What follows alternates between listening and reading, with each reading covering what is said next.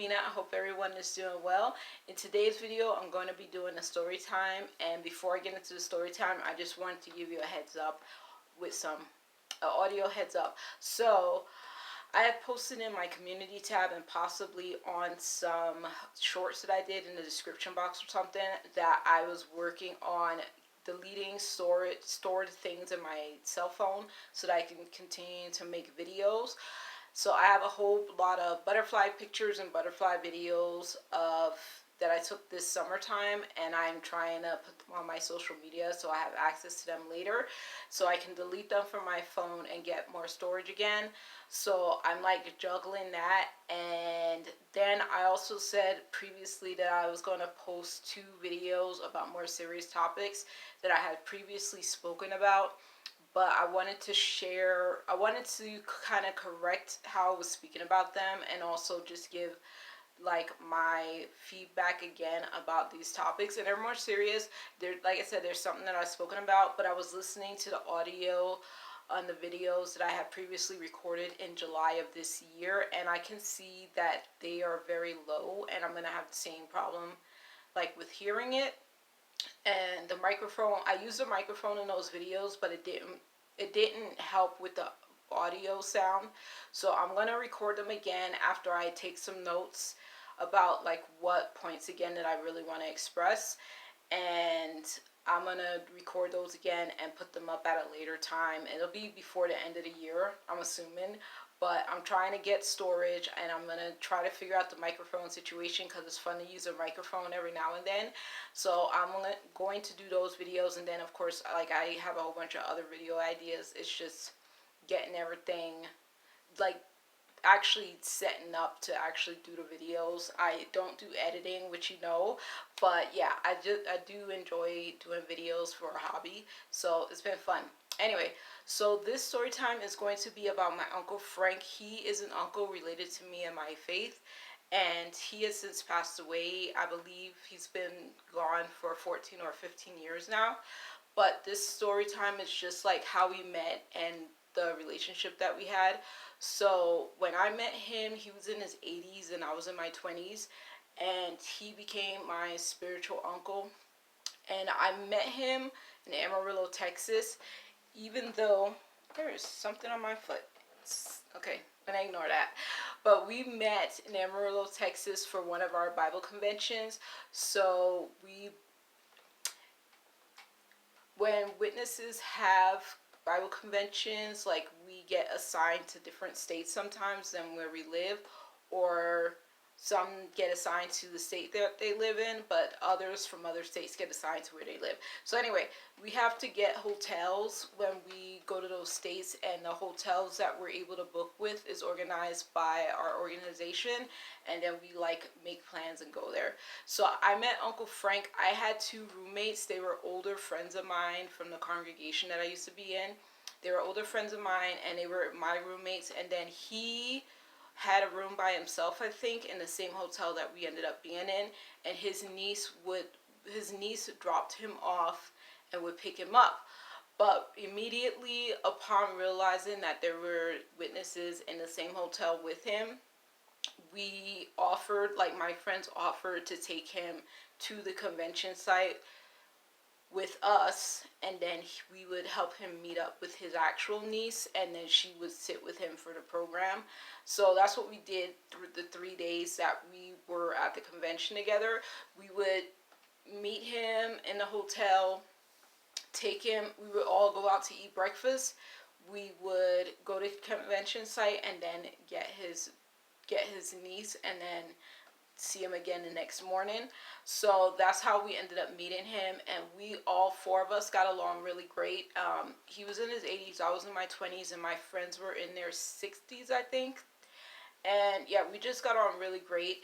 He was a widower, and he had been married for, I think he said he had been married for 30 years. He and his wife had never had kids, and she had passed away years before. I think she had passed away when he was in his 50. I think she had passed away when she was in when he was in his 50s or 60s, and he had never remarried and he had never had kids. He just had his niece, and I don't know if he had any nephews. I don't know how big his family is. I just know his niece personally and his nephew-in-law, but those are the only family members of his that I knew. So anyway, I adopted him as my uncle, and we thoroughly enjoyed every breakfast that we went to together those 3 days that we were in Amarillo, Texas. And, and I had mentioned in a previous video that that was one of the first times I actually like saw somebody kind of be racist. And so me and Uncle Frank were playing this game. We were at a Cracker Barrel, and we were playing this table game that they had at the Cracker Barrel, and he and I were just having a great time. And the two sisters that were with us, they were actually sisters and then sisters in faith with us. Anyway, we were all just talking while he and I were playing the game, and I realized at some point that somebody was staring at us, and I didn't even sense it. I just happened to look up, and I saw these people staring at us with like hate in their eyes, and I was like, wow, people are so weird, because in our faith we are of the same religion in spite of what our race or ethnic backgrounds are. So it was just weird to see somebody have so much hate for us when we were minding our business and didn't care about them. Yeah, it's kind of crazy that people care so much. Anyway, and anyway, so we had a great time. We, like I said, we took him to the convention site, and then we would meet him again the next morning at the hotel in the lobby or wherever we met him, and then take him with us to breakfast and then go to the convention site. And so he ended up leaving with his niece the final day when we had to come back to the state where we live. And I didn't see him until we would occasionally bump into each other for conventions or assemblies, and I didn't see him all the time. But one year, his niece told me that he was going to be in a nursing home in the city which I live. They live a few hours drive away from me. I don't know if it's east, west, north, or south. I don't remember which direction it's in, but they live in another city from where I live, and he was going to be put into a nursing home in the city in which I live, and that nursing home is actually like walking distance for me. It's like I think it's like a 15-minute walk from where I live, so it was really convenient. It's not convenient to do it in the wintertime, but I don't mind walking there in the summertime. So she told me, because she wanted me to visit him, because she didn't know how often she would be able to come and see him. And I was like, that is not a problem. I would love to see him. And he had Alzheimer's. Yeah, he had Alzheimer's. And I didn't know that. I don't know when they realized it, but when I had met him in Amarillo, like, the conversations we had were always great, and always like just seemed like he was really on top of his memory, on top of whatever he was speaking about, and didn't have any issues. So I was surprised when he had that diagnosis. So I went to visit him. I did not visit him often because I really dislike nursing homes and hospitals, but I do like to show my face for people that I know that are in those facilities, so that they know that somebody cares. So I made an effort to visit him, and one of the first times I went to see him, he thought that I was his sister in blackface, and I was just like, ooh, no, I'm not. Oh my goodness. So he didn't remember who I was, and that was unfortunate, and I was super uncomfortable because I had never heard something like that before, and I had never dealt with someone who had Alzheimer's before. Like, not that I knew that they had Alzheimer's, so I was kind of like shook that he was reacting like that. So he was kind of upset because he thought I was his sister wearing blackface, and I was like, no, I'm not. And I don't remember how long the visit was, but it wasn't super long. So I went home, and then I went to visit him another time, and I didn't know how to interact with him. So I was like, I'm going to have to do something, because I want to see him. I don't want to be uncomfortable, and he's not realizing he's making me uncomfortable. But I want to see him and make sure that I show my face. And even though I wasn't in regular communication with his niece, I did want to make sure that if she wanted to call me and check in on him, I could tell her something. So I finally realized that I could bring music. So growing up, I was part of a congregation of Jehovah's Witnesses, and we've always had songbooks. We sing songs 3 times in the Kingdom Hall, and over the years, they have included, they've written songs for the organization that's related specifically to our faith um, for years, and we've had 2 songbooks that have been published since Uncle Frank passed away. But before that, there was a songbook that had been used for years. Like, I'm trying to remember what year.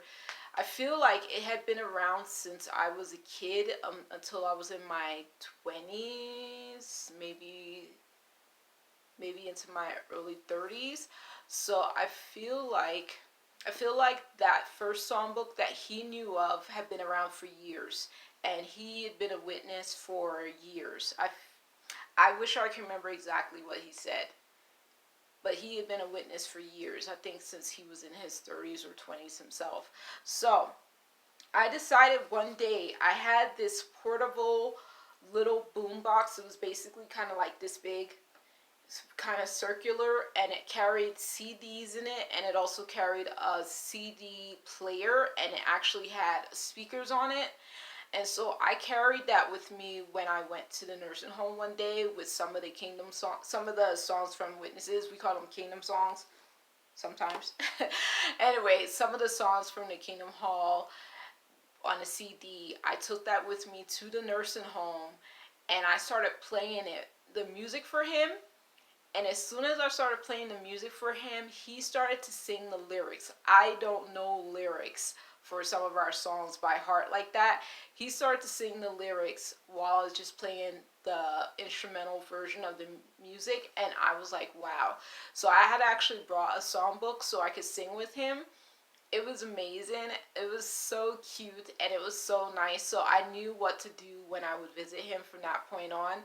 So I didn't do it all the time, but that was definitely like a highlight, because I later found out that Alzheimer's patients benefit from music, and he definitely knew those songs, and I was so pleased that I was able to find something. But yeah, we've had 2 songbooks come out since he passed away, and it's like I said, he's been gone for 15 or 14 years, and one of those songbooks came out in 2016, and one of them came out in 2009, and he had passed away before that. So yeah, so he got to hear the songs that we had been using for years at that time, so he knew them by heart, and that was super cute. um, as I started to visit him more, I would bring him songs, but sometimes he was like really sleepy. I remember one time he was so sleepy, he kind of like took a nap on me. And then other times he was like wandering the halls, and he wasn't supposed to be. So like the workers were trying to get him under control. But yeah, I found out, like, I wasn't there when he passed away, and I'm glad, because I've actually never been around someone at the end of their life. But I'm glad that I was not there. I was, yeah. But I was glad to be able to share the time that I had with him, to share the music that I had with him. I was glad to be able to visit him, and I did start going to nursing homes a little more often, even after he passed away, because there were people that I was meeting who were ended up in them, and so I wanted to stay in touch with them. I am bad about like making nursing homes a regular visiting place, but I did enjoy seeing them after the fact.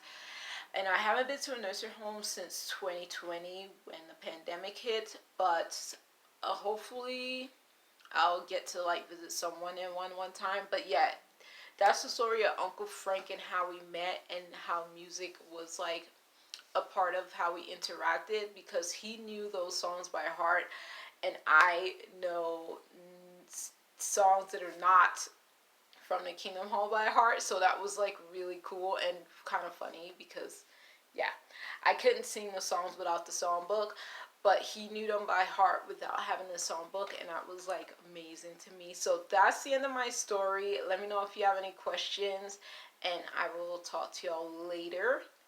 Okay, bye. Let's see. Oh.